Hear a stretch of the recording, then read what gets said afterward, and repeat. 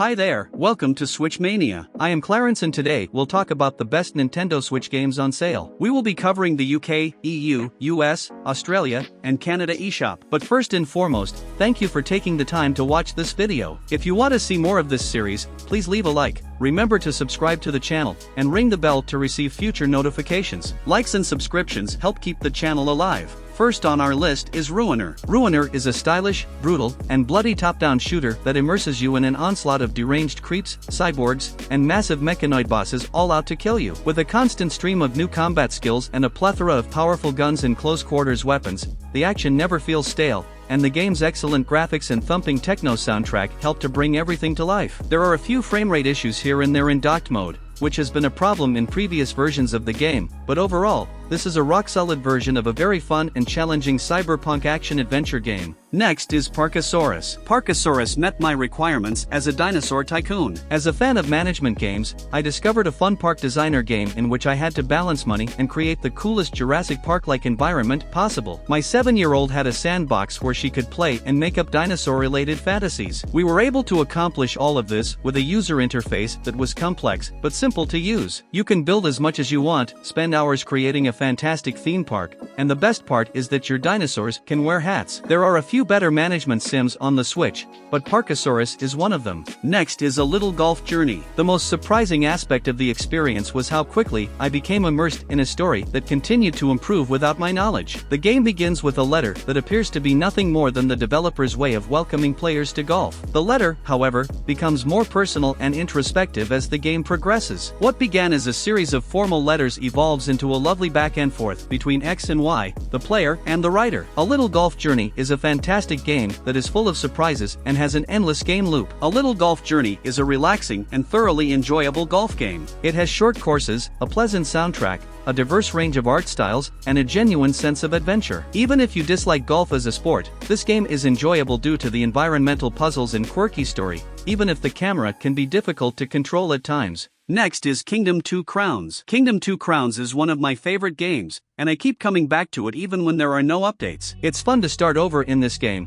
but it's also fun to progress and improve. It took a fun and memorable game like Kingdom New Lands and turned it into a well-balanced multiplayer game. Despite the fact that the experience is only in 2 dimensions, there are no menus, and there isn't much text on the screen, the deep level of strategy cooking beneath the surface is mesmerizing. Even though the game can be difficult at times and everything may appear to be lost, Kingdom 2 Crowns is designed so that you can rebuild your empire after the most difficult invasions or the coldest winters. All you need to do is construct, expand, and defend. Next is New Super Mario Bros. U Deluxe. New Super Mario Bros. U Deluxe is an excellent addition to Switch's growing library of excellent games. This game is a must-play for any genre fan because it has a lot to do and the controls are tight and functional. If you've already completed the Wii U version, you might want to skip this one. It only adds a consistent frame rate, toadette, and the overrated HD rumble. However, if you did not purchase a Wii U but enjoyed Super Mario Bros. 3, you must play this. It's difficult, it's well controlled, and it pays homage to the series while introducing some clever new features, such as Baby Yoshi's abilities,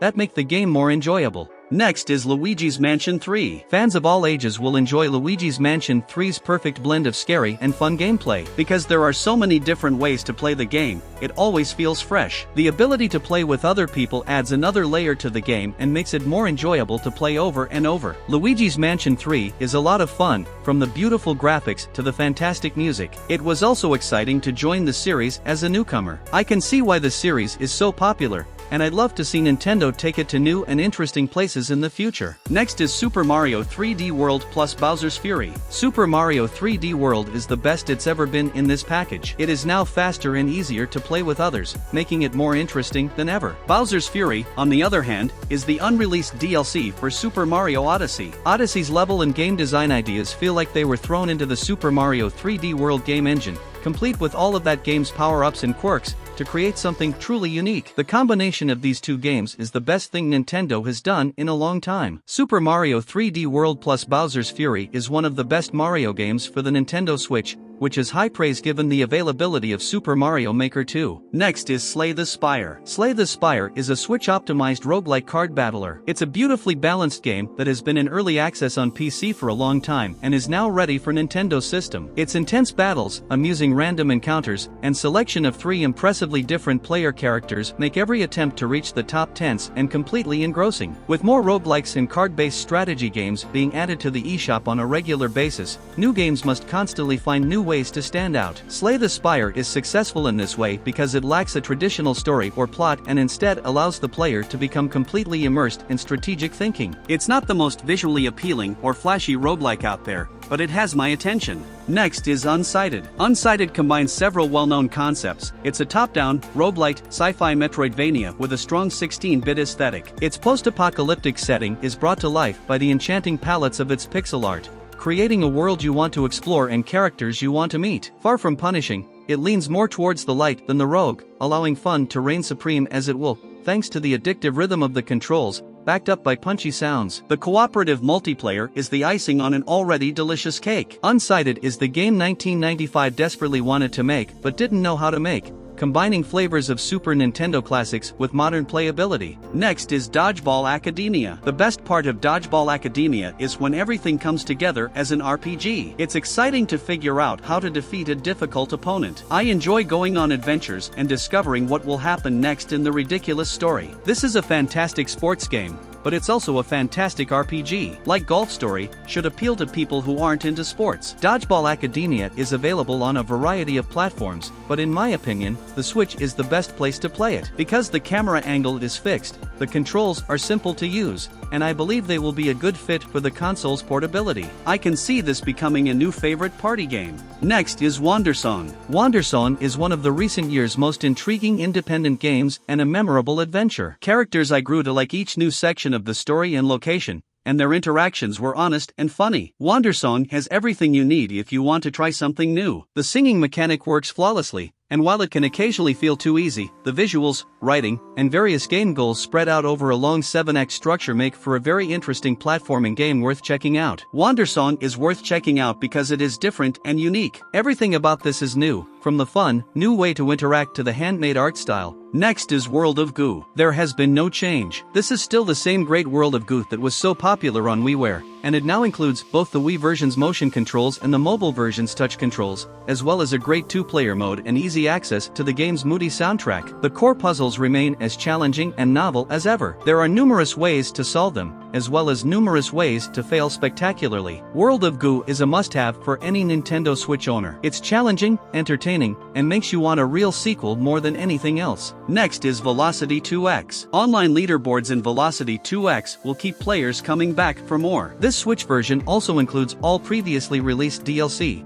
making it the game's most complete version to date. It's not a particularly long game, but length isn't always the point of a game, nor is it always an indication of how good it is. In its current state, Velocity 2X is an excellent addition to the eShop. According to FutureLab, the success of Velocity 2X on Switch will play a significant role in determining whether a third game will be released. So, if you don't have a Switch, go get one. Next is DoDonPachi Resurrection. I feel like I'm repeating myself, but Livewire has created another fantastic Nintendo Switch port of a fantastic game. Fans of shoot-'em-up games should definitely get all of this developer's cave games, as they are easily some of the best of their kind on the console. DoDonPachi Resurrection is the last of 3 games announced by Livewire a while ago, but I'm hoping it's just the last of the first. I'll take as many high-quality remakes of classic stories as these people will give me. DoDonPachi Resurrection is the type of game that exemplifies what the series and its creator are all about. This Switch release is complete because it includes a fantastic port of the main game as well as several variations that feel like entirely new games. In short,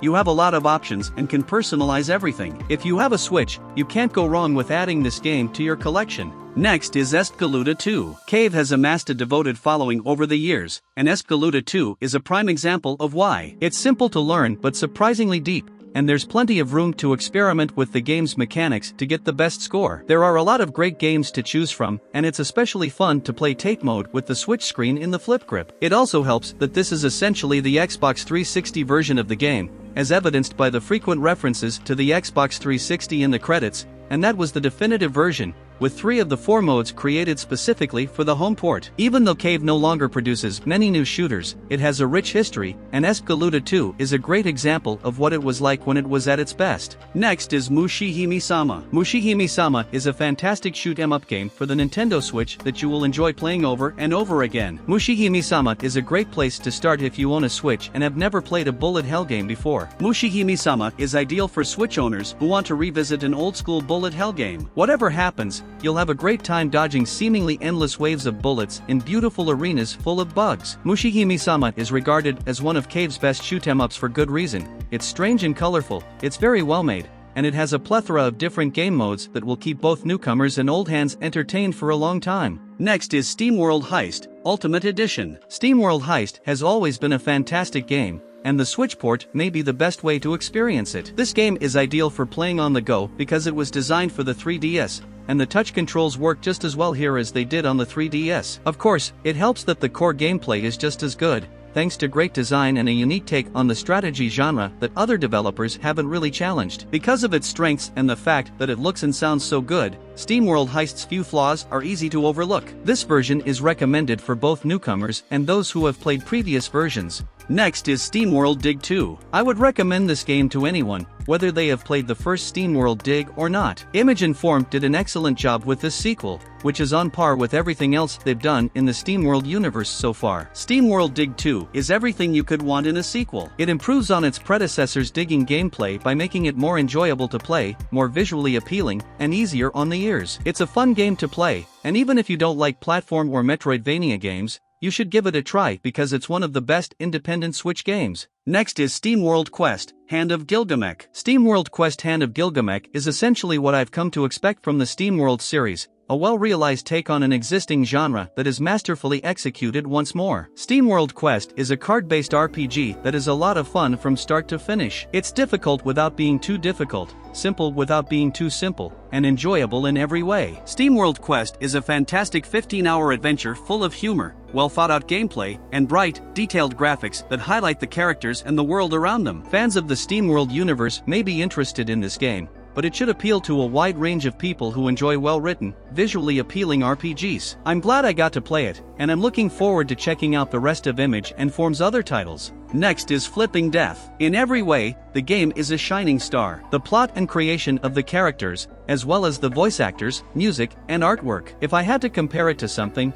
I'd say it's about the same as a Tim Schafer game. This can only be a good thing. Flipping Death is a fun story with mostly straightforward gameplay, but it may be a little too short. A few more chapters wouldn't hurt, but the challenges in each one make the game playable multiple times. The humor is excellent as usual, but the game itself is superb. The puzzles are clear and simple to solve, there is plenty of replay value, and each character does something unique. The only disappointment is that using the game's tools feels like cheating. When I did that, I felt like I gave up a little bit of something. In the end, it all comes down to what kind of experience players prefer. All that matters is that everyone has the opportunity to enjoy the adventure game Flipping Death. Next is Battle Chef Brigade Deluxe. Battle Chef Brigade is an excellent addition to the list of independent Nintendo Switch games that everyone should play. The game ran at a smooth 60 frames per second in both portable and docked modes, and I never encountered a glitch or bug that ruined my experience. This demonstrates the studio's ability to create a polished game. I fell in love with this game at E3.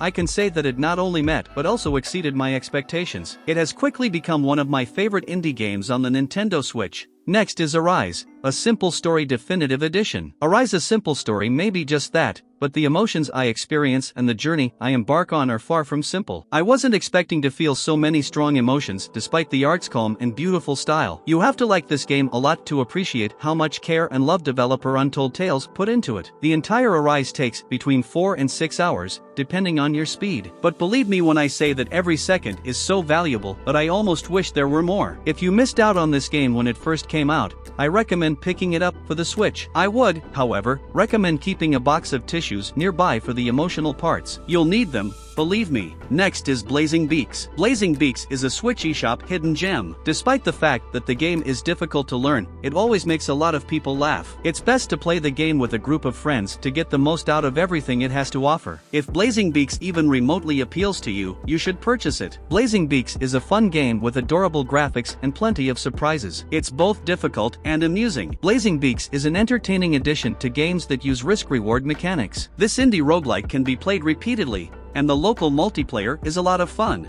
Next is Trine 2 Complete Story. Trine 2 Complete Story is such a great puzzle game. This version of Trine 2 could only get better by being made into a handheld system. Its art style is still beautiful as it gets older, and the controls and gameplay work perfectly. And because of this, all that's left to say is that everyone should get their hands on it. Trine 2 Complete Story stands out because of how beautiful it looks and sounds, and because of how interesting its characters are. It's a long fantasy story that can be played alone or with other people. If I want to do more challenges, I can have even more fun with it. That's all guys. I hope this video was helpful in deciding which game to play, and thank you for checking out the list. Please remember to subscribe and we'll see you at the next one.